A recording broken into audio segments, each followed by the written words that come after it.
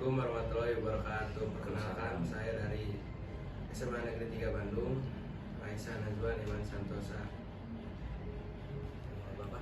Saya Yudi, analis akuakultur ahli muda pada Dinas Kelautan dan Perikanan Provinsi Jawa Barat. Sedangkan saya Pak Taufik dari Pembina Mutu Dinas Kelautan ahli muda.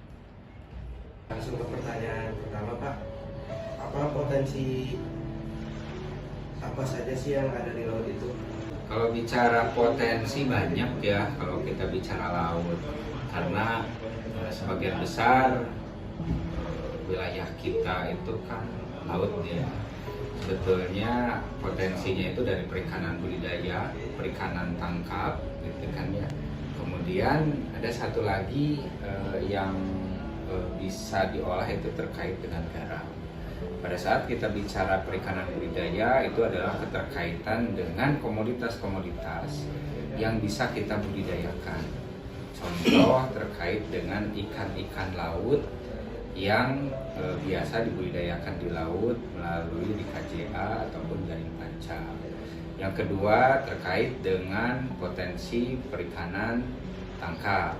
Nah, ini potensi perikanan tangkap tentu ini akan bicara terkait dengan para nelayan yang akan menangkap ikan yang ada di laut.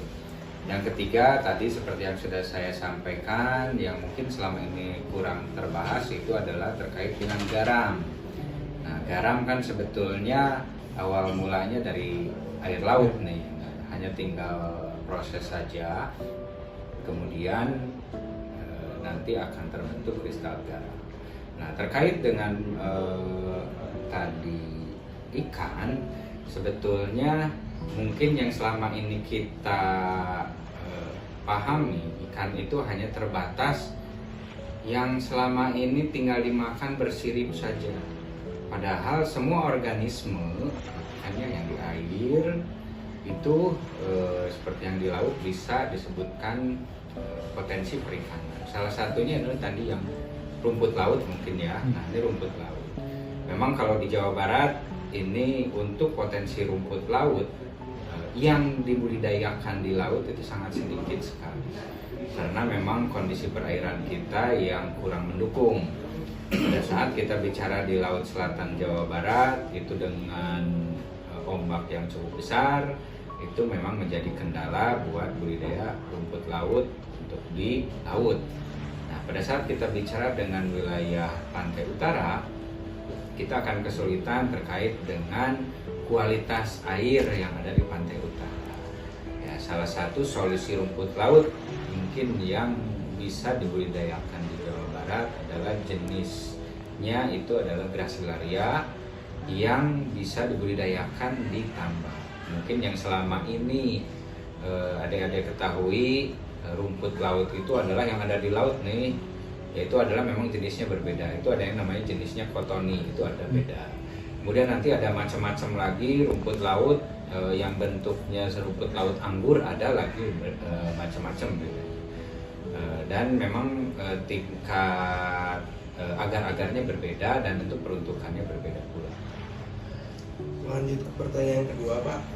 Apa saja sih, Pak, potensi kelautan yang bisa dikembangkan untuk anak cucu kita nanti? Sebetulnya banyak ya, seperti yang tadi saya sampaikan, potensi di kita itu tadi sudah saya sebutkan mungkin dari awal, dari mulai perikanan tangkap ataupun perikanan budidaya termasuk garam nih. Hanya memang menjadi tugas kita supaya memang bisa dimanfaatkan oleh anak cucu kita itu adalah terkait dengan harus menjaganya ekosistem nih di laut.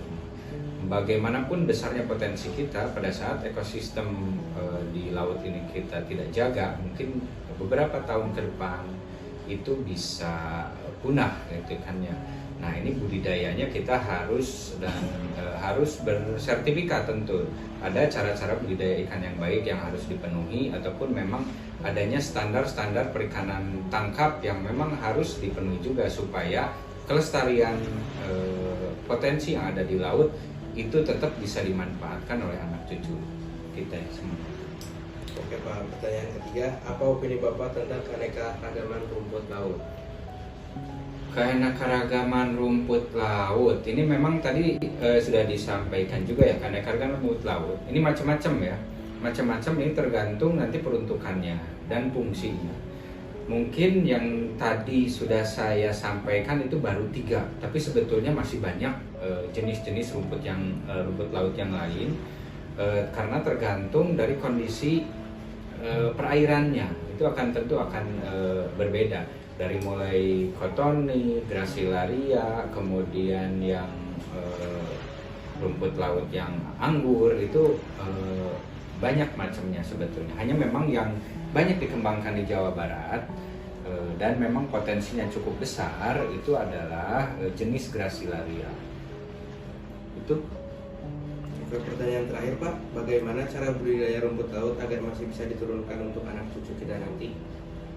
Budidaya rumput laut, nah, seperti yang tadi sudah disampaikan, tentu akan menyesuaikan dengan jenis rumput lautnya ya. Nah, jenis rumput laut yang tadi saya sampaikan terkait dengan Gracilaria itu bisa dibudidayakan, tentu ditambak ya. Tentu ditambak, itu sangat mudah sekali sebetulnya. Hanya memang untuk menjaga kualitas tentu kita harus mempunyai bibit yang bagus. Mempunyai bibit yang bagus ini salah satunya tentu melalui riset-riset yang telah dilakukan supaya nanti mendapatkan bibit yang berkualitas agar pertumbuhannya memang bagus. Termasuk mungkin tadi yang Cotoni ya, Cotoni mungkin bisa dilihat di NTB gitu kan. Itu sebetulnya prinsipnya adalah digantung saja di laut gitu kan ya, mereka akan rumput laut ini akan berkembang biak, dan tentu kelestarian alamnya akan sangat mendukung pertumbuhan rumput laut ini. Oke Pak, sudah beres wawancara. Oke, terima kasih.